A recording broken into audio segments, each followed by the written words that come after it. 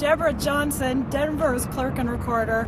Deborah was actually one of the named defendants in our lawsuit. We sued Deborah for not providing marriage licenses to same-sex couples, which she was unfortunately forced to do because of Colorado's discriminatory laws. And now Deborah is liberated to do the right thing. Not quite yet. However, and as she stated, when they came in and wanted to get their marriage license and I had to deny them, it was painstaking for me to deny those licenses. It doesn't matter if you're same-sex or heterosexual. It doesn't matter. Love is love, and everyone should be recognized for the love that they share, and it should be validated. Like the gentleman said before me, I mean, people understand the word marriage. They don't understand domestic partners and those other names that have been given to it. But I'm just really glad that we're at this point. Like they said, it's been a long haul. I was very fortunate this weekend to be able to spend some time with Kalila, the woman in Boulder that gave out the first same-sex marriage in 1975. And the stories that she tells about the hate mail that she received, and I mean the fear that her family lived in because of the actions that she took. And she's just like I am. She says it was the right thing to do, and that's what it is. It's the right thing to do.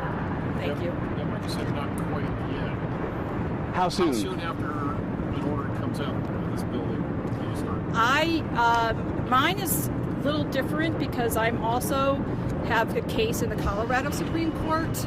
So myself, the Adams County and the Boulder County, we are all tied up in the Colorado Supreme Court. So it really depends on some of the actions by the Colorado Supreme Court before us, those three of us, can do anything. Legal question, Mari,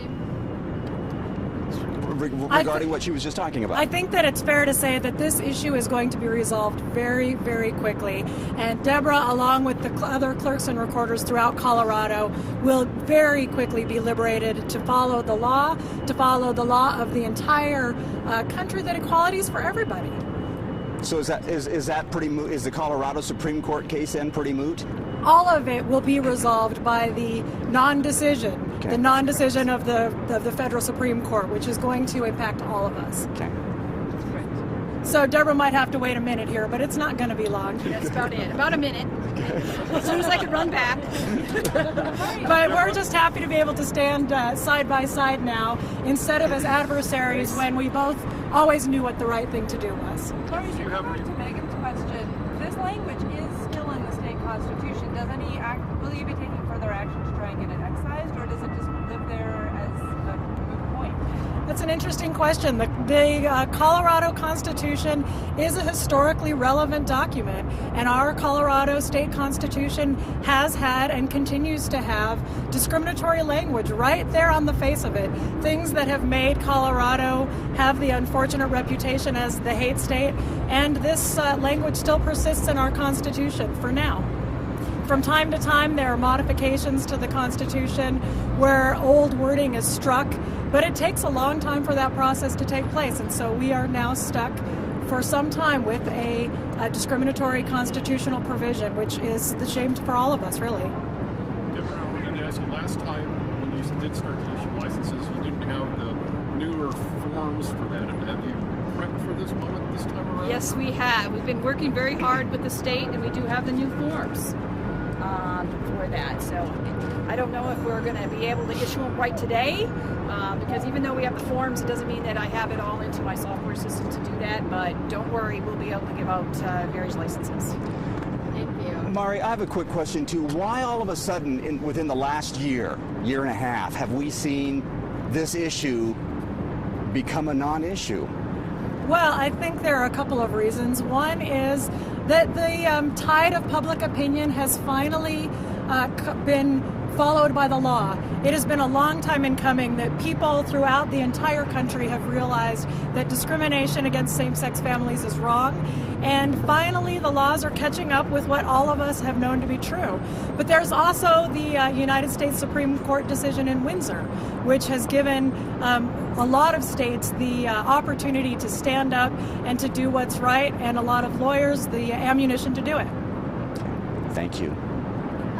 I was chatting with Pat Stedman, and he said, this Amendment 2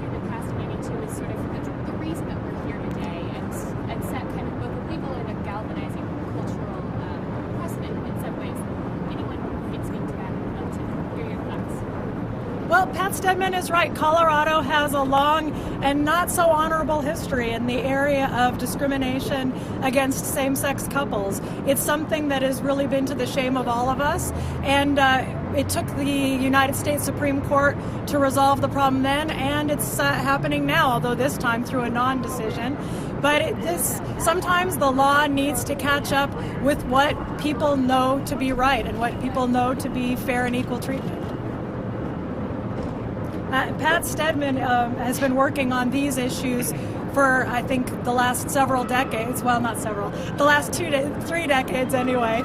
And I guess that's several. All right, I guess we're all aging. That's what happens, right? So Pat Stedman has been working on this for decades, and it's just unfortunate that it didn't happen in time for him to marry his longtime partner, who passed away from cancer just a couple of years ago. But Pat Stedman deserves a great amount of credit for the incredible strides that we've made. Thank you.